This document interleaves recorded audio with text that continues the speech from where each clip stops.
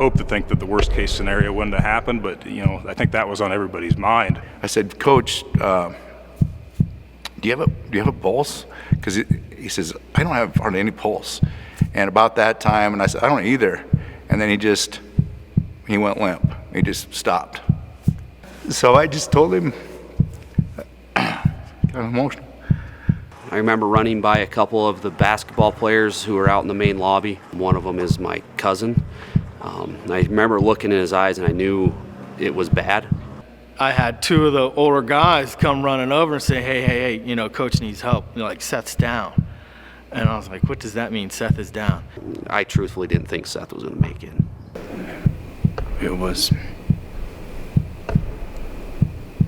terrifying.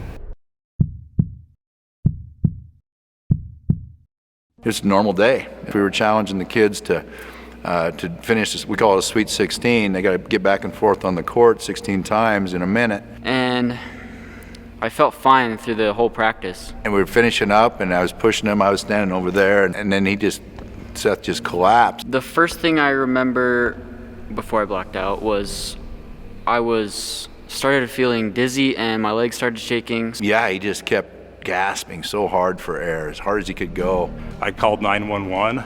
Seth seemed to kind of quit responding. He seemed to kind of go limp. I go, hey Clint, I don't have a pulse, man. I don't have a pulse. And Clint got on his other wrist and checked his neck. He goes, yeah, I don't have a pulse either. I just told him, I guess we're going to do this. And so I got on top of him and started doing compressions. When you got a kid, a young kid laying on the floor, turning blue, and the coach is sitting over the top of him, giving him compressions, and I think everybody's kind of thinking that could be the worst case scenario. As soon as I heard that he wasn't breathing, I knew that we needed the AED. I pulled it out of the little cabinet that they have it in, unzipped the little box that it's in, and as soon as you open it, it starts talking to you. And one of the more calming things was the voice in the machine is also the same voice that's through the training program that we do. And I heard a page come across of a 17-year-old male in the school that had collapsed. At the same time, one of my players, his father, is with the sheriff's department, and he was, just in the parking lot waiting to get picked up. I went running in to see if I could help. Mr. Bartlett handed me the pads to the AED. I remember putting them on. It started up. It said to shock. I made sure everyone was out of the way. I shocked him and then started CPR. 45 seconds is an eternity when you're watching a kid there. And it said, advise shock. And so we advised shock, and when he hit the button, made sure we cleared, and it shocked him, and he just, jolted him. It was a special feeling being able to watch him come back and start blinking, looking up at me. I could see it in his eyes. He was scared. And I remember asking him at one point if he could talk, and he shook his head no. And I knew right then that he was responsive. He knew what I was saying. He was back with us. Eventually, he's just slowly kind of came back to life. I know I was sitting at that rail there just praying that he would.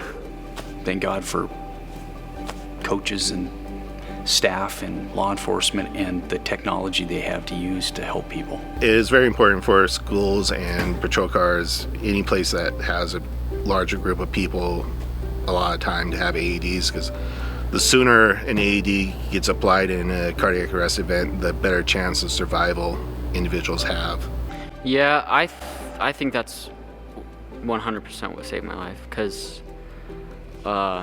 I went to the hospital and multiple doctors told me that if I wasn't at a place that had an AED, it wouldn't have been there to help save me. I don't think if we had that AED, Seth would be with us today. Yeah.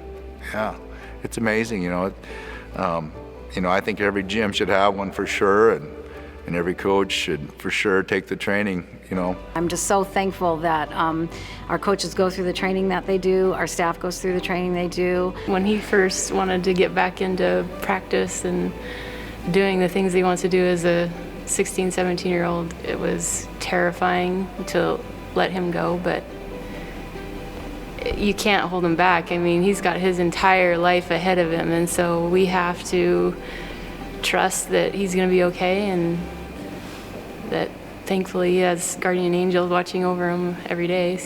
I'll slowly work him back into the fold and keep, because he's a good player for us, and so, if he feels confident, I guess we'll have our AED with us and we'll do it.